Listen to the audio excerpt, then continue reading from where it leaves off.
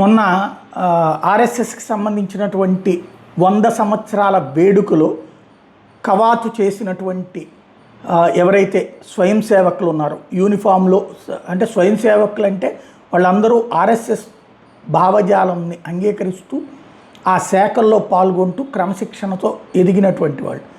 అందులో ప్రవీణ్ కుమార్ అనేటటువంటి ఆయన రాయచూర్ పీడీఓగా చేస్తున్న రూరల్ డెవలప్మెంట్లో ఆయన్ని తాజాగా ఏదైతే ఇప్పుడు కొత్త నిర్ణయం తీసుకున్నటువంటి కర్ణాటక ప్రభుత్వం ముస్లిములను బుజ్జగించడానికి, క్రైస్తవుల్ని బుజ్జగించడానికి, హిందువులని వేధిస్తే, ఆర్ఎస్ఎస్ని వేధిస్తే, హిందుత్వాన్ని ద్వేషిస్తే, దూషిస్తే వాళ్ళందరూ పోలరైజ్డ్గా ఓట్లు పడతాయి.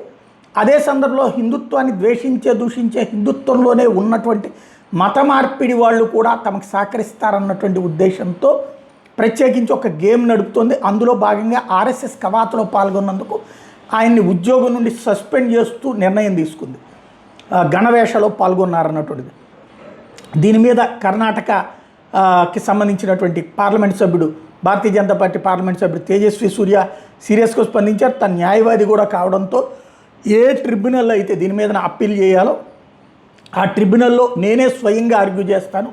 అనేక తీర్పులు ఉన్నాయి, కింద కోర్టుల నుంచి సుప్రీంకోర్టుల దాకా ఆర్ఎస్ఎస్కి సంబంధించిన దాంట్లో కార్యకలాపాలు పాల్గొనడానికి నిషేధం ఏమీ లేదు. ప్లస్ అట్లాంటిది కుదరదు, చెల్లదని కూడా ఇచ్చినటువంటి తీర్పులు ఉన్నాయి.